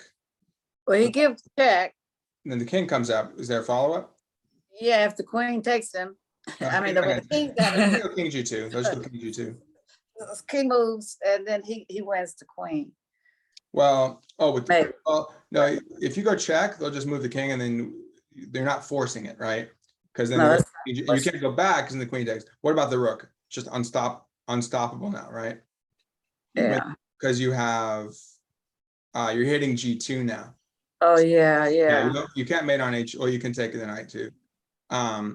So, and then the other way, let's see. If the king, well, now the king is getting more exposed. That looks a little trickier. Let's see. I haven't looked at this, like what would actually be the mate. What do you think? Either a mate or winning significant material. There might be a nasty check on H3. That looks pretty. H3 looks tempting for sure, right? That's what I'm looking at. I didn't. I Yeah. was trying to find something better, but That does look pretty hard to me. Because if you just went F3, everything collapses, right? And the knight's under attack. They have no checks. I think that's it, right? The knight can block, the king can move, but what do you do? Okay, let's say that. Let's say the king moves now. well, we can win the night. By doing what? Oh wait, no, I don't want to get thrown. You don't with even the need that. check. Well, you probably will win the knight, but which move first? Oh, I was thinking rook takes knight, Takes knight, queen takes knight. and then. Oh, my bad. Yeah, you're right. That's simple. Yeah. But I don't know. What if he throws in like some kind of like rook C8? Yeah, it doesn't Yeah. matter. Yeah, It doesn't okay, matter. okay. You're right. Yeah, no, I was tempted to take this, and well, I think that's winning too, because then I was like, oh, just attack the knight, then he moves and whatever. But and because I was trying to get knight H3 mate. But you found the more, I mean, they're both winning, but you found the quickest win. Well, yeah, he just can't take back. Then you go here anyway. Or you take here, and he has no defense against it. He plays like H4 or something. Then you still, they're both winning on the spot. And if he goes check, yeah, there's not, and that would be a ghost threat. Afraid of ghost, yes. Yeah, that's There's no okay. follow-up. Yeah, and then you're just, okay, he attacks this, and we are coming into mate. Yeah, mate in one. We're gonna kill him. Yes. Yes. Oh, my bad. Wait, where's the mate? Queen up. If queen up, then it's king G3. It's got to be a mate like very soon. Where's the mate? Queen F1. Queen F1. He goes. I mean, we could chase him a little bit. I think we just have to chase him. F1. If you go here, F1, he's going to E3. You can take this one. Yeah? That should do it. And I think he's done pretty quickly then, right? Yeah, he's not. Yeah, that's looking pretty good. He's not getting away from this. Oh, we can win it. We can easily Yeah, win. at the least we get the queen. Yeah, no matter what, we're getting the queen. Yeah, that's done. That's done too. Yeah, that's like the lazy way. That's what I would do. Be a mate right away. What's that? I would do it the lazy way. I'd just like win the queen and be like, okay, I'll just figure it out from there. But yeah, but you can take. Yeah, no, I think this is nice because it creates an immediate. Maybe that's actually. I thought yours was quicker, but this might. It's really hard to meet the mating threat. The main threat. Now, I think in any case you're. But here he's stuck in here. Yeah, he's losing pretty quickly. Right. Check, and then he checks. You just let him get 2 checks and spite checks, and then you're gonna win the queen or mate in a move or 2. All right, so that's that both one. checks. Yeah. Okay. Yeah, that's a nice game. So there's a piece activity. But yeah, now we see an example where these So you're like, all right, I have weakness here, but you have more weaknesses than I do. And your weaknesses open up some serious tactical possibilities. So we see in every way, really. We see tactics like Karpov had tactics against the D pawn, allowing it to push, but tactically not allowing it to fork and stuff. And then positional stuff where it just gets attacked in the long run and creates, and doesn't even get taken yet. It creates a bishop versus knight scenario where ultimately it gets taken after a long time. And then the one where I'll just show you white, I guess we'll finish in a minute, but just to show you the white piece activity. So, okay, same thing, right? Black is a little more conservative, bishop e6. Just this is common though. Oh, it's actually Lasker. Although I think it was, if I recall, I think this is a little like Lasker, for example, against Capablanca, it was later in his career. So I guess he was not really, as motivated anymore, but he had already held the title for a long time. I think the record, if I recall, for like consecutively holding the title. Kasparov was close to, I forget exactly. But he had it for like for decades in the early part of the 20th century. Right? So bishop g5, g4. So it looks dangerous, right? The pawn's coming forward, their push. So we're going for this one. And then we get our knight coming in. That's actually exactly what happened against the IM I'm talking about. Then I ended up, one of the knights got to d3 and they couldn't do anything with it. I think it went knight e1 to d3. Yeah. So you was able to use the same pattern. But look at the tempos you're getting. Yeah, this looks, I would be happy as anything is white here. Yeah. And then what happens is actually, well, because he didn't want to see a knight takes e6 happen. And now this is going to the Fischer game, the Fischer Spassky round 6, where he kind of created this structure. The pawns, like they were like this, or was it like this? And he hits him with e4 and stuff. He gets to take on e6. So he didn't want that. He goes bishop f5. And then he goes e4. So this is where suddenly it's just becoming like an attack against an open king in the center. Nice. Now, I guess he made a blunder by taking on passant. I'm not sure why he took on passant. He's accepting the pawn sack. But then he sacks here. So versus the pawn sack. Whoa. And then now let's see what happens next. Queen d6 is coming. And now we can't castle when bishop takes c6. Oh my goodness. We'll win the queen because they have this mating net. So yeah, he probably didn't see this, how strong it was. Yeah, so I mean, if he had played like, oh, that's funny. This was played in 2010 also. And it was a draw. They're better defenders these days, or maybe they just weren't as good at attacking as Marco. But yeah, you figure that person went bishop g6. Yeah, that's definitely better. And then he went f4, and then he went h6 and f5 and takes. And at least black is kind of, not losing right now. So, it's uncomfortable, but not that bad. Whereas in this position, they're lost. Yeah. It looks like a hot mess. Yeah, and then they're getting crushed on the F file. Oof. Yeah, that's vicious. So it just shows you, just because they have the isolated pawn doesn't mean they have like all the rights to attack, right? You get some of those rights too sometimes. That's so good to know too, because like you get, so like you were saying, like with the flexibility, like always thinking, at least I am always like, oh, I don't want the isolated pawn. I know that's like bad, like you just think that. Exactly. No, that mindset's so important because that'll dictate the entire game. What Yeah. kind of you enter. So like we talked about, like, oh, I'm the kind of player who doesn't like to accept a pawn sacrifice, or I'm the player who always likes to grab pawns. Well, maybe you shouldn't take it in that case, like Yeah. d5. Yeah, and maybe you should be okay with Isolani. Oh, Yeah. And then what's happening here? Where's the finish? I assume he just wait. Oh, can he just trade queens? I think he's just trading queens because I don't see a mate. 1, 2, 3, 4, 5. Yeah, he's up 3 pawns. There's like 800 pawns to promote. Yeah, that's terrible. And then, yeah, whatever, and bishop here or something. That's nice. Yeah, that's a really good one too. Yeah, probably your king comes in, or you can probably even go like bishop here and then start pushing or something like that. Oh yeah, I would probably do this. I'd probably go bishop here, g4, and then bring my king in, something like that. But yeah, so it just shows you beautiful attack. Again, I mean, even in that one game though, where I'll embed this one. So what you can do is you look at this game. Thank you. You see an improvement. I mean, I'll embed that you can do. What is it called? Insert. No, you don't insert. You can link it to. So for example, right here, this is the game where oh, the rook still took. Maybe they were trying to channel that game. Check, king h1, but black got counterplay. So this is and you can check the computer evaluation. Actually prefers black.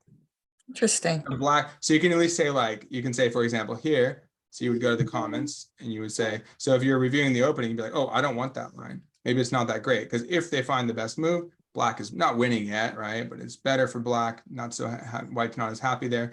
And then you can say, and then you can go ahead and wait, where'd it go? You can, oh, you have to click on this one, and you can insert the whole game. And this is from the Russian Women's Championship in 2010, and you could just see how it. I guess. Oh wow! Whoa. Another queen in it. Oh, that's a fun game. You guys can look at that later. Yes. Oh, wait. Black accepted. Black got the queen first, but then white was going to get a queen, and that would have been more dangerous, I guess.